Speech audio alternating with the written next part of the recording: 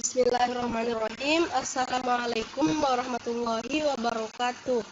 Perkenalkan, saya Renisa Amalia Tahir, NIM 20021050102, mahasiswa Teknik Komputer kelas C Universitas Negeri Makassar.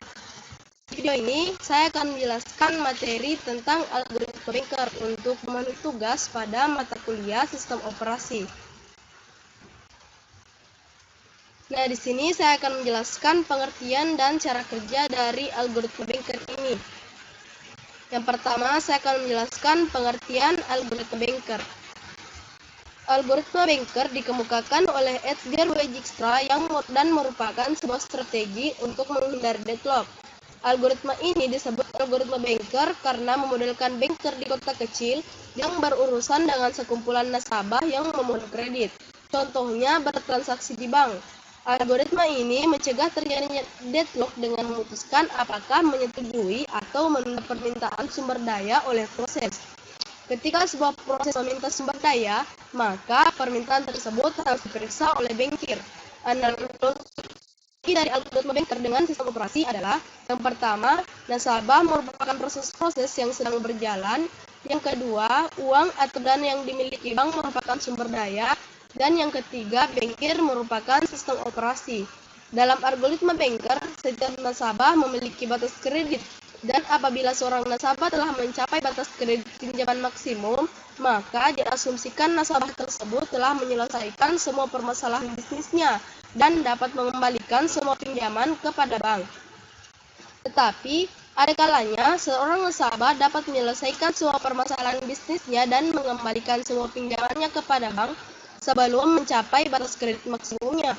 Bankir adalah seorang peminjam konservatif. Ketika sebuah proses peminjaman sumber daya, bankir melihat buku bank dengan cermat dan berusaha untuk memutuskan apakah peminjaman tersebut dapat menyebabkan keadaan deadlock setelah peminjaman tersebut disetujui. Nah, yang kedua yaitu cara kerja algoritma banker. Di sini saya akan menjelaskan cara kerja algoritma banker berdasarkan jenis-jenis atau macam-macamnya. Yang pertama, ada algoritma safety. Algoritma ini adalah algoritma yang dipakai oleh bankir untuk memeriksa keadaan sistem setelah peminjaman, apakah berada dalam kondisi safe atau tidak. Apabila berada dalam kondisi safe, maka ini berarti dan yang tersisa dapat menjamin pemenuhan pinjaman oleh semua customer yang masih aktif. Semua proses akan berakhir dengan aman dan tidak akan terjadi deadlock. Apabila kondisi unsafe, maka ini berarti terdapat kemungkinan untuk terjadinya deadlock, sehingga permohonan kredit ditunda hingga permohonan kredit tidak menyebabkan unsafe state. Adapun cara kerja algoritma safety adalah sebagai berikut. Yang pertama, ada set nilai work sama dengan available. Available sama dengan dana yang tersisa di bank setelah peminjaman. Yang kedua, ada set nilai finish sama dengan false untuk memenuhi untuk semua customer. Yang ketiga yaitu cari semua customer yang memiliki needs atau keperluan lebih kecil atau sama dengan nilai work. Besar needs dihitung dengan mengurangkan nilai maksimum resource customer dengan nilai allocation resource customer.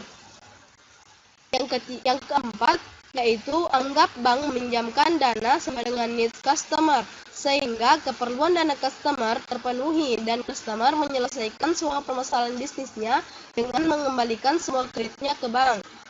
Tambah nilai work dengan allocation resource customer, karena kredit customer yang sebelumnya dipinjam telah dikembalikan kepada bank, dan set finish sama dengan true.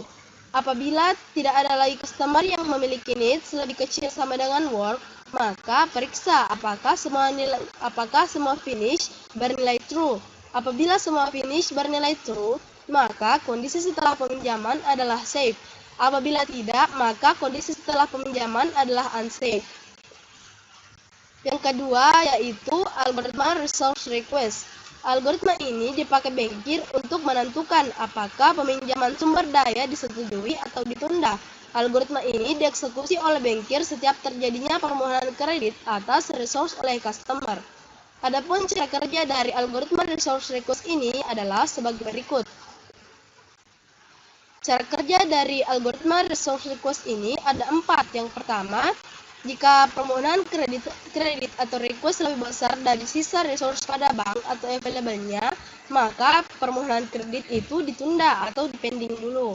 Yang kedua, yaitu bankir berpura-pura meminjamkan resource kepada customer.